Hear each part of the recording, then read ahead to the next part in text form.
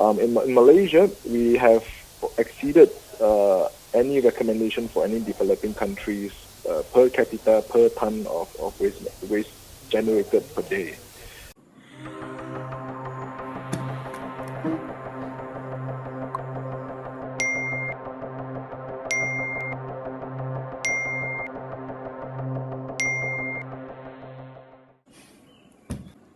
Jom. 10, 9, 8, 7, 6, 5, 4, 3, 2, 1, 0. Come. So, we are here to... I just watched news about solid waste management policy. National Solid Waste Policy? What is that?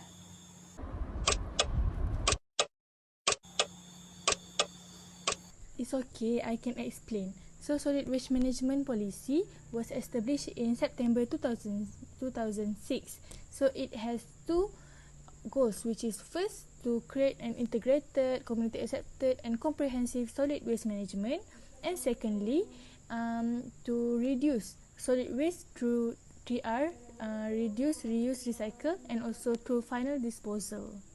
Okay, so do you guys know that there are 6 objectives of solid waste management policy? First is waste reduction through 3R. Secondly, to establish laws that govern solid waste management. Thirdly, to establish public cleansing and solid waste management institution. Fourthly, privatization of solid waste management. Next is utilization of technologies. And last but not least is continuous awareness education on solid waste management. But do you guys know that only the third objective had been successfully done since the government established SW Corp and also the National Solid Waste Management Department? Seriously? Why do we need the policy? In the Lab Pengurusan Sisa Papejal, it is stated in 2012 at Peninsular Malaysia alone, there has been an increase in solid waste creation of around 25,000 tons per day. Aside from that, just 5% of garbage gets recycled and the process of isolating the source is still in its early stage. Waste management in Malaysia is limited to landfills, where 95% of waste is disposed of. In total, there are 165 landfills in operation around the country. By 2020, relying on on-site disposal will raise greenhouse gas emissions by 50%.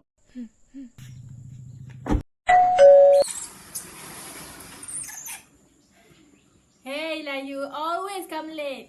Come. Oh my god, sorry guys. So, what are the implementation of this policy? Everyone, TR program is actually stand for reuse, reduce and recycle. This is a process used to protect the environment and conserve resources through a priority approach. This program actually was established in Malaysia in the year of 2007.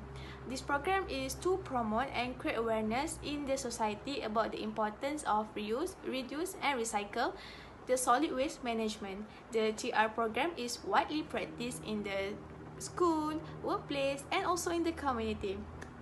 There are actually a lot of activities and government plans about this program, such as they use electronic and mass media to create awareness because people nowadays are more into gadget and not reading newspaper.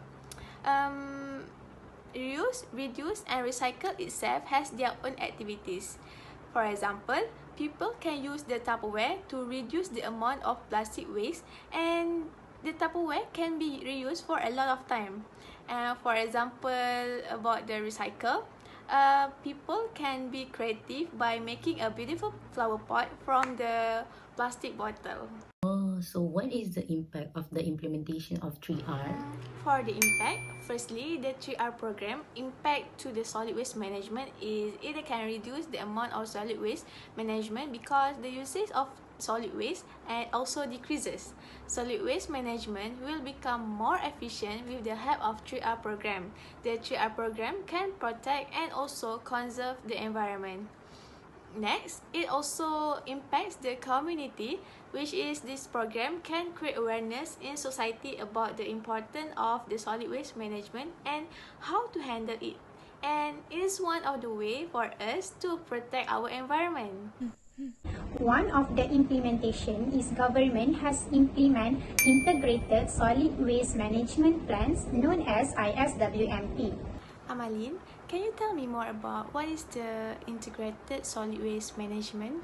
ISWM plans refers to a set of deliberate strategies for the long-term management of solid waste. It is based on an integrated format developed by a proactive and consultative approach to the complementary use of a number of practices to treat solid waste effectively and efficiently. This means that ISWM plans act as a reference framework to develop and implement new waste management technologies, as well as analyzing and improving existing ones.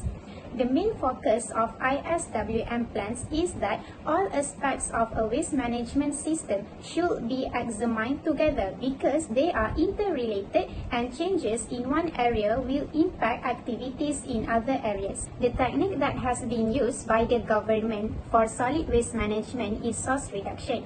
This means that government has included waste management principles into the design, manufacture, purchase and use of materials in order to reduce the amount of waste produced. Secondly, by systematic segregation, collection and reprocessing, environmentally appropriate reuse and recycling to conserve natural resources and electricity that will reduce the solid waste disposal. The most important features in ISWM plans are the maximization of resource recovery opportunities at all stages of the solid waste life cycle, from generation to final disposal. This is because solid waste disposal must be managed effectively and efficiently at all stages to ensure that solid waste is properly disposed of. According to the New Straits Times, Associate Professor in University Malaysia Kelantan has highlighted areas of non-compliance with key performance indicators for landfill operations and leachate treatment plants. So, do we have any impact from the implementation of the policy? Impacts of the implementation of integrated solid waste management plans to the community and also to the country are there will be reduction of greenhouse gas emissions, soil pollution and leachate. This is because government has implemented a right ways on how to dispose solid waste efficiently and effectively. Besides that, the use of current technology to dispose solid waste plays an important role because it can reduce the odor pollution and leachate in the residential area. Apart from that, solid waste management can be applied on a small scale in any housing estate or village, and leachate can be prevented or drained back and treated alongside solid waste to prevent odor pollution. Most of the citizens did not aware and did not take this issue as serious matter, resulting a bad effects such as odor pollution in their housing estate and village. Therefore, municipal government plays an important role to acknowledge the community in the housing estate or village on how to dispose solid waste in a right way by contributing a right place for them to dispose solid waste. Is there any reformation made under this policy? Yes, there are reformation of this policy. Okay, so the solid waste management policy 2016 is the improvement of the solid waste management policy in 2006. The research to improve this policy had taken the initiative about solid waste management that is presented in the Malaysia 11 plan and also the solid waste management laboratory report into account. So the objective of this reform policy is still the same, which is to create a an integrated, community accepted and comprehensive solid waste management, and also to reduce waste through 3R. But this reform policy emphasizes more on the usage of waste to energy technology, the usage of anaerobic digester, encourage 3R by separation of solid waste management at source, and many more. Next, I will explain about the objective of this reform policy, about this National Solid Waste Management Policy 2016. Okay, firstly, the objective is to create integrated and cost-effective solid waste management. Secondly, to reduce waste through 3R. Thirdly, to create an efficient and cost-effective service through privatization. Next is the usage of technology. Next is to reserve public health and also the environment. Last but not least, to strengthen the legislation and solid waste management institution. But my friends, you may notice that there are not so much difference in the objective of this policy in 2016 and also the policy in 2006.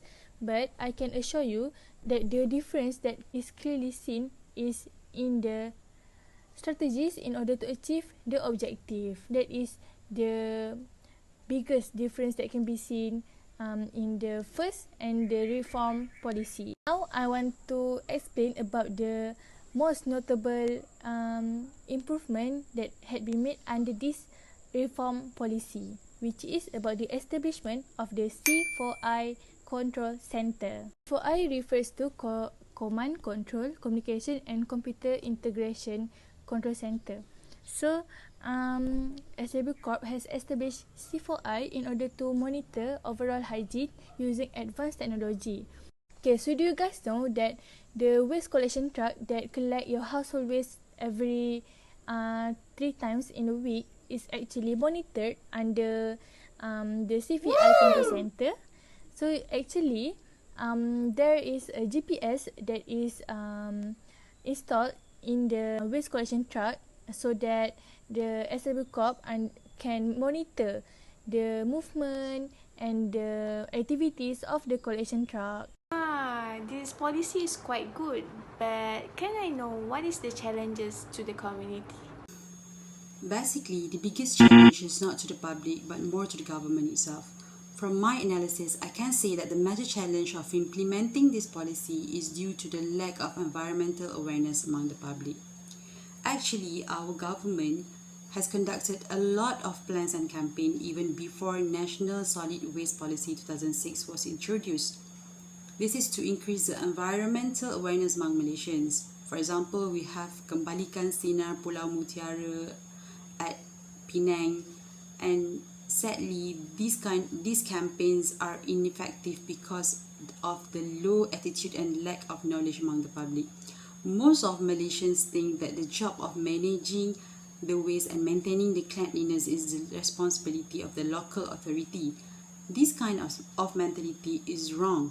That's why public still throw the solid waste everywhere they wish and put them in the wrong place without feeling guilty. It's so disappointing to see that our people are being ignorant about the effect of improper solid waste management to us. Push! That looks challenging. Okay, I got it. So, there's any solution? However, we can still solve this problem. There are a lot of initiatives taken by the government by collaborating with non-government organizations and also a few institutions such as local universities in Malaysia. This is to spread the awareness of the importance of proper way to manage the solid waste as well as to educate the public with the legit and necessary information for them. For example, we have Nurture for Nature Eco School, which is a collaboration between the Ministry of Education and Tetra Pak. This program is an annual year-round environmental education program driven and implemented by Tetra Pak in schools within Malaysia. The objectives of this program are to strengthen the awareness among the students on environmental conservation and engage schools in initiating recycling. Up until 2019, there are about 80,000 schools visited by Tetra Pak for this program. Other than that, we also have integrated solid waste management UKM campus towards zero waste campus. This is one of the way by the government to raise and maintaining the awareness among young people especially, so that they can spread the knowledge to their families and friends. These programs also providing a diverse range of ways increasing education and awareness within the university. At the same time, they also initiate another 2-hour seminar to increase awareness of waste by explaining about disposal routes for remaining waste and others related information which is useful for the students. Later on, the students can spread the knowledge to the public through the social media, and the public will be alert on it. The government is burdened with the increasing use of plastic now. Did you guys know that actually one of the challenges that the government need to face is actually the plastic waste issue? Yes. Why? Because the number of plastic consumption keep increasing every year, and then most of the people keep on choosing to use plastic instead of any other alternative that they have. Why? Because plastic is very durable, easily accessible, is very low in cost, and it is being chosen by the consumers, by the customers, by the suppliers, and even supermarkets. What is worse is that most of the plastic used by them is actually a non-biodegradable plastic that takes more than 100 years to be degraded and to get rot, and then this will lead to a more serious problem, which is ocean and marine life issues. Why? Because the excessive consumption of plastic will lead to the improper disposal, because most of the people, as we know and as we can see, that most of the plastic that has been used are being disposed improperly, such as in the drain, at the beach, and also at the river. So this plastic will get washed when there is extreme weather such as rain and also flood. So the plastic will get washed to the ocean and affect the marine life. The marine life are endangered because the surface of the ocean are full of plastic. Some of them might eat the plastic, some of them might entangle in the plastic, or even some of them might trap in the plastic. So this problem lead to starvation, lead to the death of the marine life, and some might die due to the loss of the oxygen because they are being trapped in the plastic. Okay, what is worse is that we, as a human, we are endangered because the fish are our sources of food, and then the plastic at the surface of the ocean might absorb some of the toxic that are being disposed by the industrial waste, such as the polycyclic aromatic hydrocarbon and chlorinated pesticide. So this could lead to severe and chronic diseases such as cancer and also endocrine failure. So that is why we, as a human being in our nation, we need to stop the using of the plastic. Is there any other solutions that government has implemented? Okay guys, worry not, because the government has always come up with a solution. The solution in reducing the number of the plastic consumed by every citizens in Malaysia is the government has introduced to a plan set called as the Roadmap Towards a Zero Single-Use Plastic 2018 to 2013. Okay, the purpose of this plan is to provide a clear guidelines to all of the stakeholders, including the government, to always have a unified program and policy in reducing the number of the plastic consumed by the customers. There are many programs that are implemented under this plan. One of it is called as the Straw by Default program. So Straw by Default program is actually a program that need for a customer to always make a request if they want to have a plastic straw. So for every drink that customer has buy, they are not given the plastic straw, and if they want to have a plastic straw, so they need to make a request at the counter. And then along with the program, the government also has introduced the citizen and the consumer towards the usage of the metal straw. Next, along with the program, the government also has introduced the No Plastic Bag Day program. So this program actually has been started during the 2011, which it focusing on no plastic bag are given on every Saturday. However, along with the implementation and introducing of this plan, the government has changed the policy and the programs to not giving plastic bag as a free on every day. And then the government has started to charge 20 cents for every plastic that has request by the customers.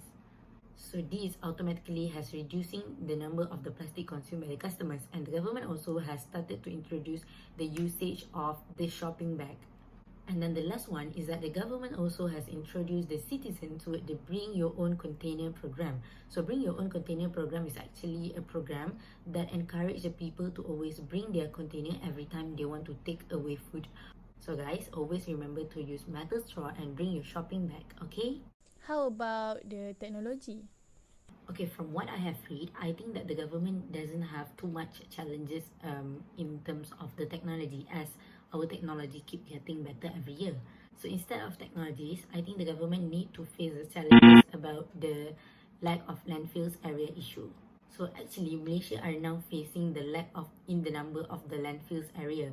Why? Because the number of solid waste produced every year has been increasing. It is estimated until now that every day the consumers are produced around 300,000 tons every day of solid waste. And what make it become worse is that the process of choosing the new landfill area has become more challenging. Why? Because the first one is about the land scarcity, and then the second one is about the impact that the landfills will give towards the citizen, make the citizen disagree to open up a new landfills area.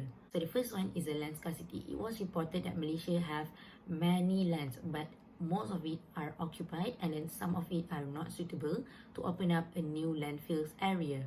And then the second one is about the impact of the landfills. So some of the citizens disagree to have a landfill area near to their place because of the gas and the other pollution that come from the landfills area, and then the noise pollution that also come from the landfills area make them disagree to open up a new landfills area near to their place. So these two problems has made the process of choosing the new landfills area become more challenging, despite that we are actually lack of the landfills area in our country.